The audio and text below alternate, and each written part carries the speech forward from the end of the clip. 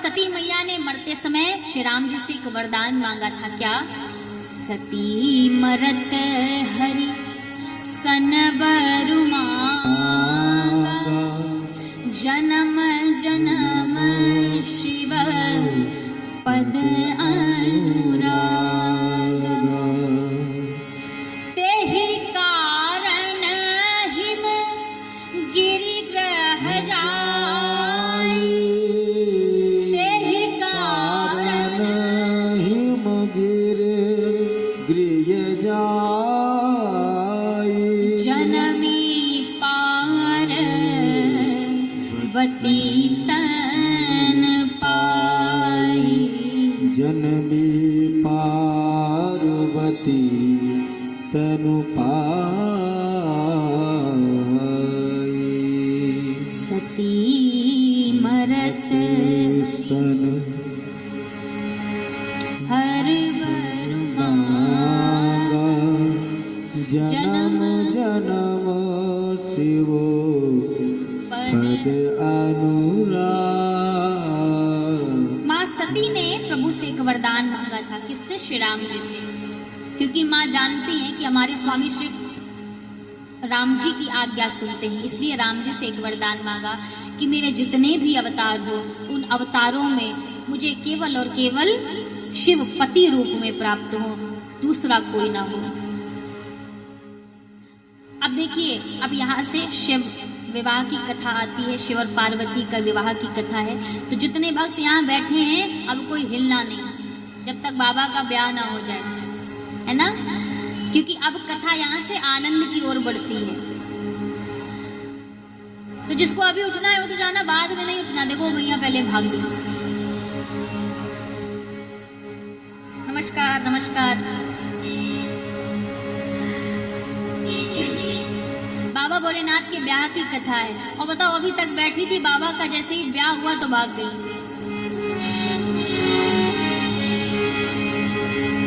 तो हम सभी बाबा के ब्याह की कथा सुनेंगे, बहुत आनंद आएगा ये।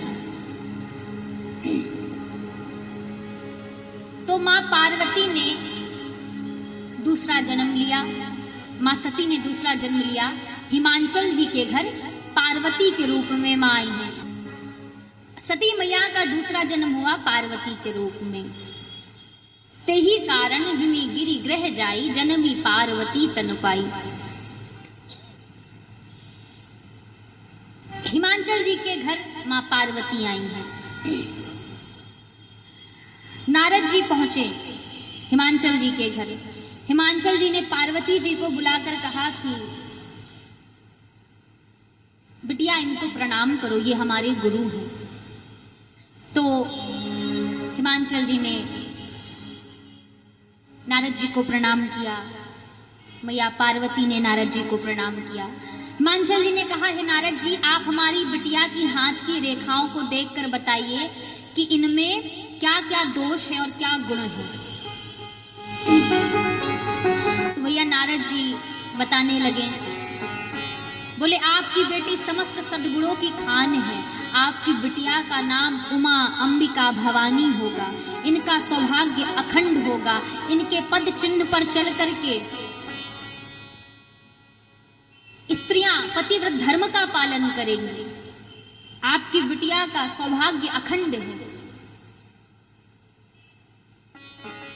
तो हिमांचल जी कहते हैं, नारद जी पहले दोष बताओ, क्योंकि जो गुण हैं वो तो गुण हैं ही, लेकिन अगर दोष का पता चल जाए तो उनको सुधारा जा सकता है ना। तो नारद जी कहते हैं, हिमांचल जी आपकी बिटिया में तो कोई दोष नहीं दिखाई दे रहे हैं, लेकिन इनके हाथ की रेखाएं बता रही हैं कि जो इनके होने वाले स्वामी हैं उनमें थोड़े थोड़े दोष दिखाई दे रहे हैं। कहें तो कहिए, अगर आप आज्ञा कहें तो हम कहें। तो हिमांचल जी बोले बिल्कुल बताइए। तो नारद जी शुरू है, अगुण अमान मातु पितु हीना, उदासीन सब संसर्ग छीना। अगुण अमान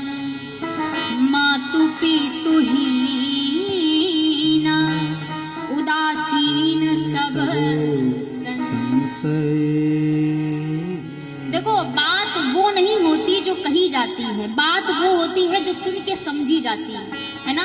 कहने वाला अपनी चेतना से कहता है और सुनने वाला अपनी चेतना से सुन करके उसका भावार्थ निकालता है, अपनी चेतना के हिसाब से वो समझता है बात को। नारद जी यहाँ कहना कुछ और चाहते थे, हिमांचल जी समझ लिए कुछ और। नारद जी कहते अगुण होगा, यानी वो त्रिगुणातीत होगा, सत रज तामस इन तीनों गुणों से परे होगा। हिमांचल जी क्या समझ लिए कि उसमें कोई गुण नहीं होगा, अगुण होगा। नारद जी बोले मातु पितु हीना। अब नारद जी कहना चाहते हैं कि भैया उनके कोई माता पिता नहीं है। क्यों? क्योंकि सबके पिता वो स्वयं है। हिमांचल जी क्या समझ लिए कि भैया उनके कोई माता पिता का ही पता नहीं है। अब बताओ, कोई पिता अपनी बिटिया का ब्याह ऐसे घर में कराएगा जिसके माता पिता का ही पता ना हो, है? नारद जी कहते अमान होगा, यानी मान सम्मान से परे होगा। हिमांचल जी क्या समझ लिए कि उसका कोई सम्मान नहीं होगा। अब जैसे ही नारद जी के इन वचनों को सुना तो महाराज हिमांचल जी रोने लगे, मैया मैना रोने लगे कि हमारी इतनी सुंदर सी बिटिया है और इसको ऐसा बावलावर मिलेगा। और नारद जी ने कहा और सुन लो, इतना ही नहीं, कहा कि नगन अमंगल वेश, अमंगल वेश होगा उसका, जटाधारी होगा,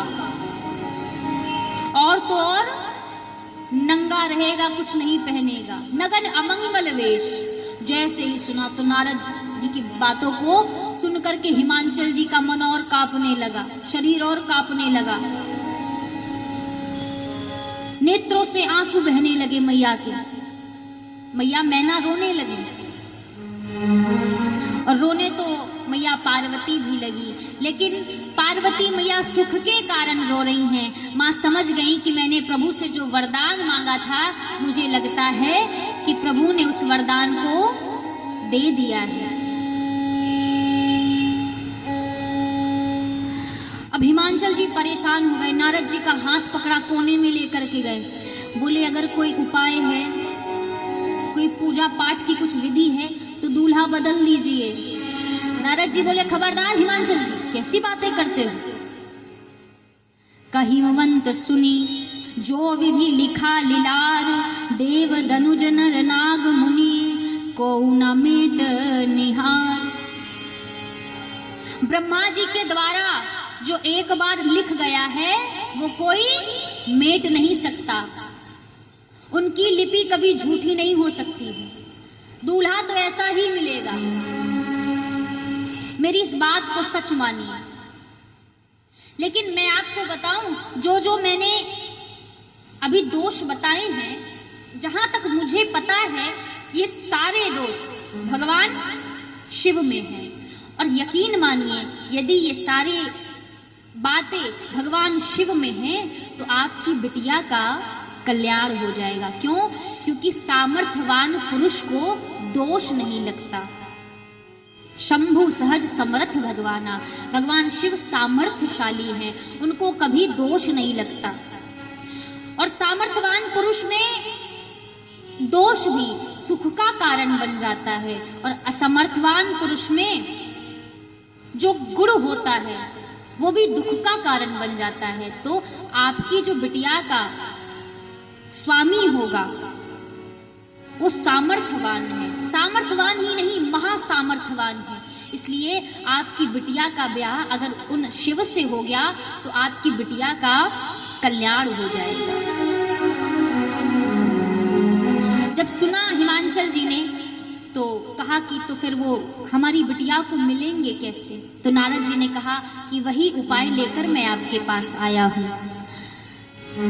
शिव निर्विकार हैं, निराकार हैं, सबके सेव्य हैं, सबके स्वामी हैं, वो तब के वश में आ जाते हैं। इसलिए यदि आपकी बिटिया तप करे तो शिव की प्राप्ति हो सकती है। जो तप करे कुमारी तुम्हारी, यदि आपकी बिटिया तप करेगी तो उसको शिव की प्राप्ति होगी, क्योंकि ये महासाध्वी है और उत्तम व्रत का पालन करने वाली है, माता पिता के सुख को बढ़ाने वाली है। इन दोनों के जैसा प्रेम भूतो ना भविष्यति, ना कभी हुआ है और ना ही कभी होगा। आपकी बिटिया भगवान शिव के आधे शरीर को अपने अधिकार में कर लेगी। आपकी बिटिया से ही भगवान शिव अर्धनारीश्वर कहे जाएंगे।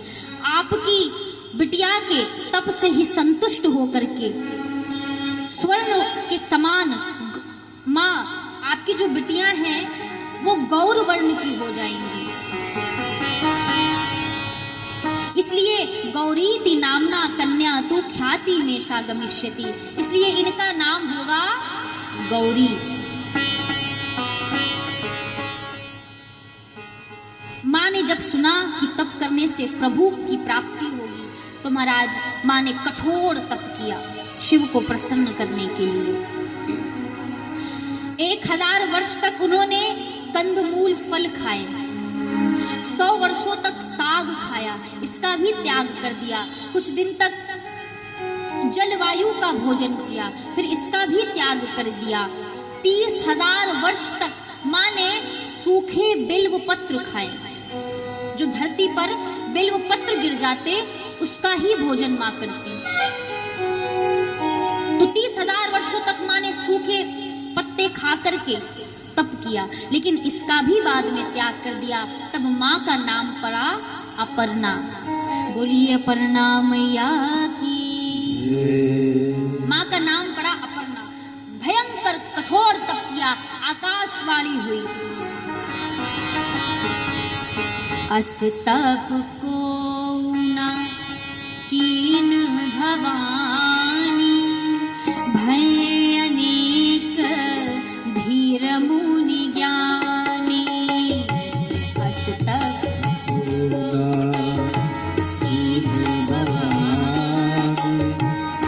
भय अनेक अस तप का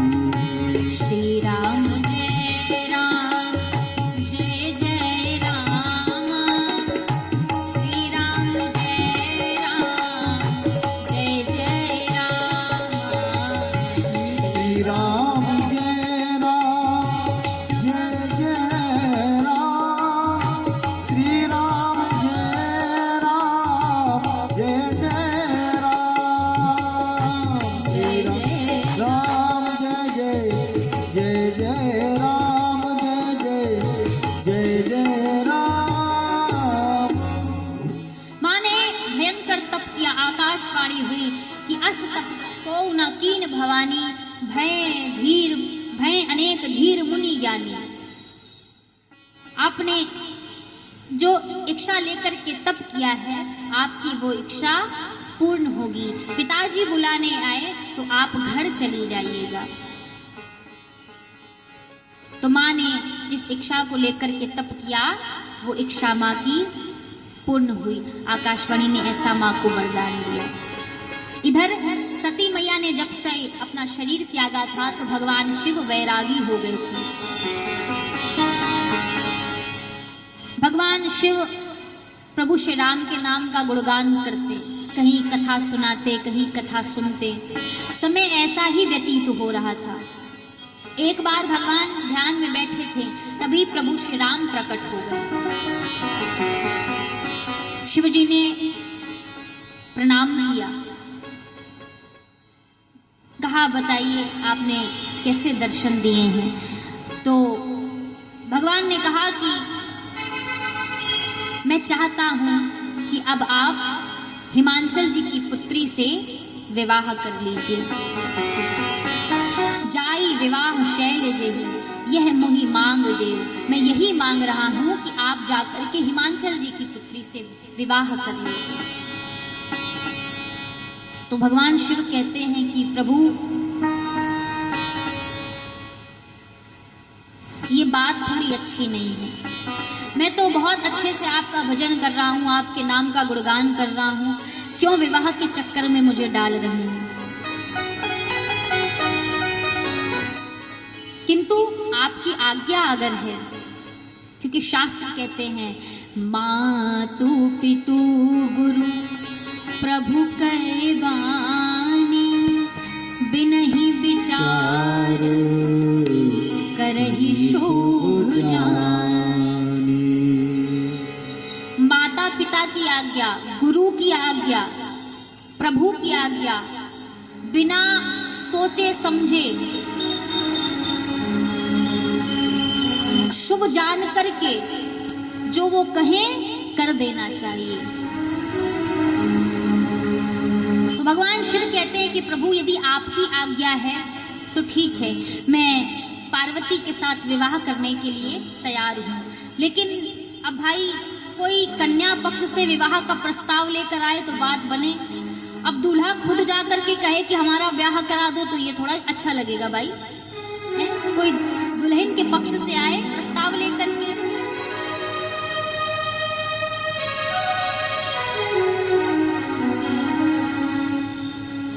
तो महाराज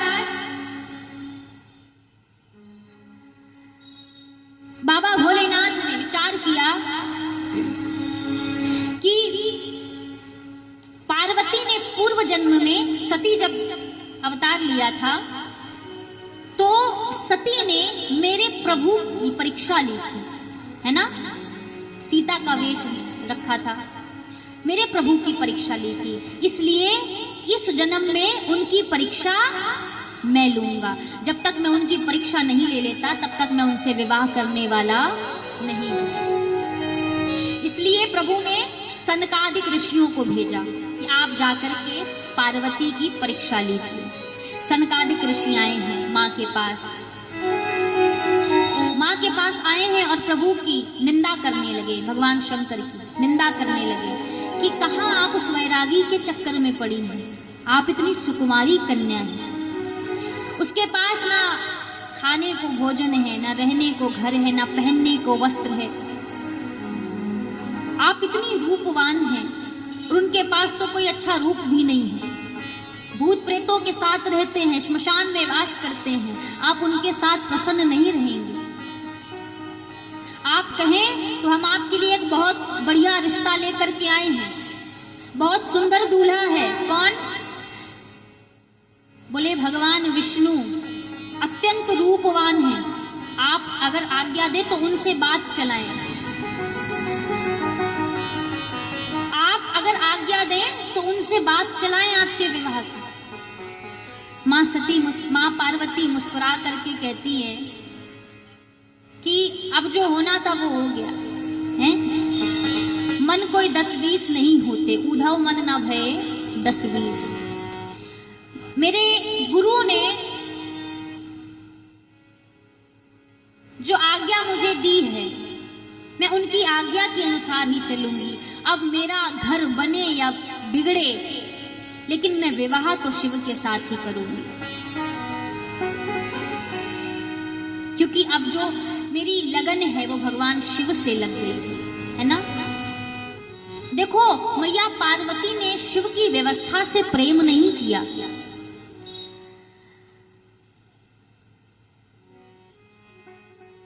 मैया पार्वती ने शिव के स्वभाव से प्रेम किया। अगर आपका आकर्षण बाह्य व्यवस्था से है तो व्यवस्थाओं के हिलते ही आपका आकर्षण भी शून्य हो जाएगा। लेकिन अगर आपका प्रेम स्वभाव से है तो जीवन पर्यंत संबंध निर्वाह करने की इच्छा बनी रही। इसलिए अगर किसी से कोई रिश्ता बनाओ ना तो उसका स्वभाव देखो। गुण बहुत ज्यादा दिन तक आपको आकर्षित नहीं कर सकते, रूप बहुत ज्यादा दिन तक आपको आकर्षित नहीं कर सकता।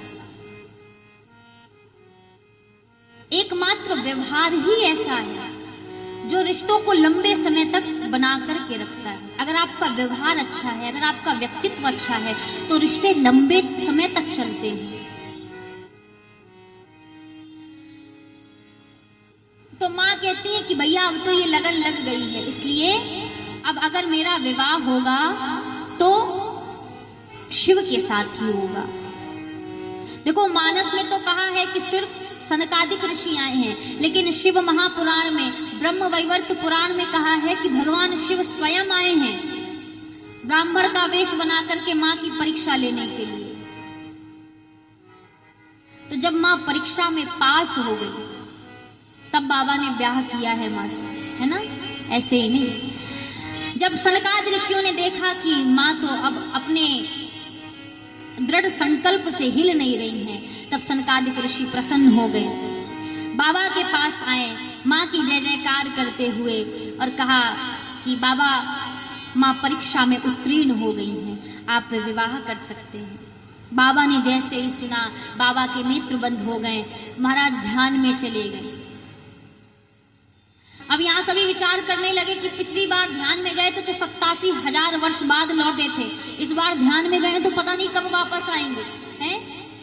और इसी बीच ताड़कासुर नामक एक दैत्य प्रकट हुआ था जिसने ब्रह्मा जी से वरदान मांगा था कि मुझे शिव और शक्ति का अंश ही मार सके। ब्रह्मा जी से वरदान पाकर महाराज वो लगा देवताओं को त्रास देने, स्वर्ग में पहुंचकर इंद्र को त्रास देने लगा। सभी देवता परेशान है कि भैया अब इसको मारा कैसे जाए, क्योंकि बाबा भोलेनाथ तो समाधि में बैठे हैं, उनको समाधि से कैसे जगाया जाए, कैसे पार्वती से विवाह करेंगे। तो सभी देवताओं ने कहा कि कामदेव को भेजा जाए। महाराज कामदेव का आवाहन किया इंद्र ने और आज्ञा दी कि जाओ शिव जो ध्यान में बैठे हैं उनका ध्यान भंग करो जाकर।